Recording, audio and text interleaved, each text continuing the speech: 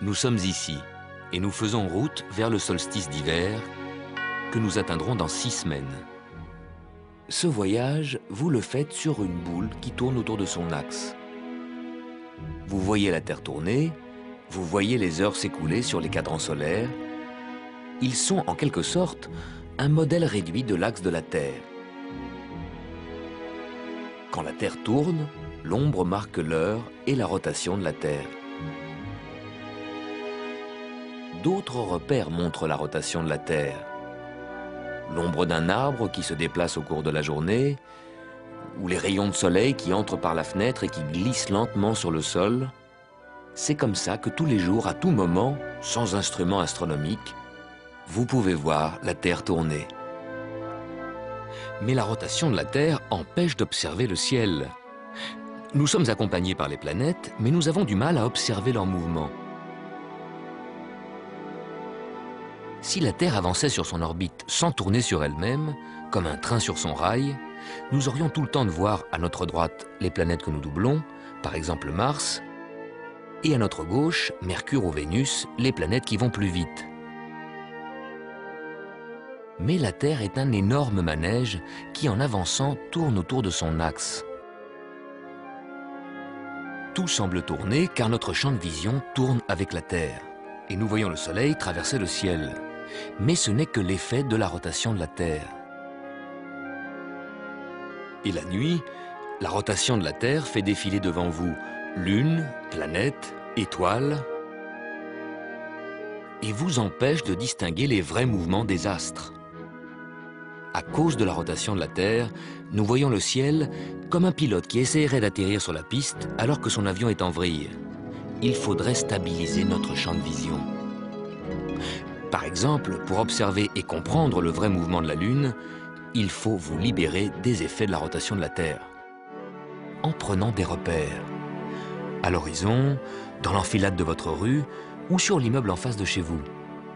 Et là, regardez le passage de la Lune.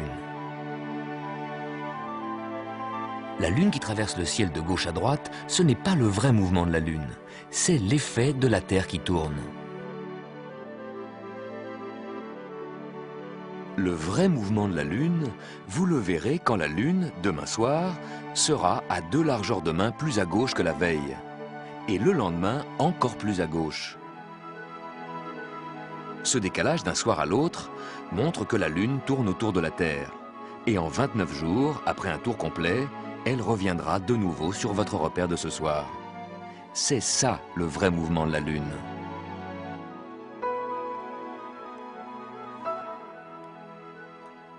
Pendant ce temps, la Terre continue son voyage autour du Soleil.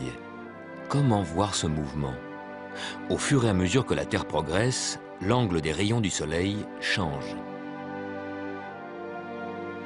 En ce moment, la moitié nord de la Terre se détourne de plus en plus du Soleil. Le Soleil, d'un jour à l'autre, d'une semaine à l'autre, passe plus près de l'horizon. À midi, l'ombre sur l'immeuble en face va monter de semaine en semaine. Et les rayons de soleil pénètrent tous les jours un peu plus loin vers le fond de la pièce. Regardez ces rayons et imaginez la position de la Terre dans le système solaire. Imaginez votre place dans l'univers. Pendant ce voyage, 8 planètes nous accompagnent. Nous pouvons en voir 4. Vénus, notre voisine vers l'intérieur, côté Soleil. Mars, notre voisin vers l'extérieur. Jupiter, très loin mais très brillant. Et Saturne, encore plus loin.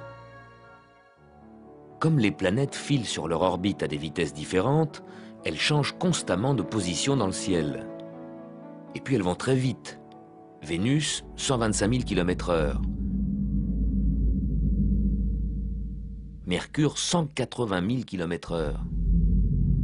Mais comme nous les voyons de très loin, leurs déplacements gigantesques deviennent très petits et semblent très lents. Nous ne pouvons pas percevoir des mouvements très lents. Alors comment voir le mouvement des planètes? Pour voir une fleur éclore, nous devons artificiellement accélérer son mouvement. Ici, sur votre écran, nous accélérons les mouvements des planètes pour vous les montrer.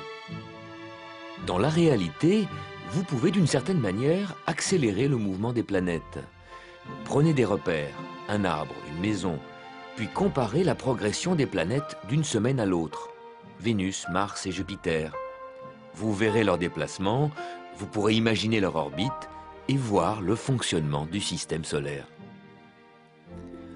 Un tour complet de la Terre autour du Soleil, c'est 360 degrés que la Terre parcourt en 365 jours, donc 1 degré par jour. D'une nuit à l'autre, les étoiles apparaissent 1 degré plus à droite. Mais chaque nuit, la rotation de la Terre fait basculer tout le ciel avec toutes les étoiles.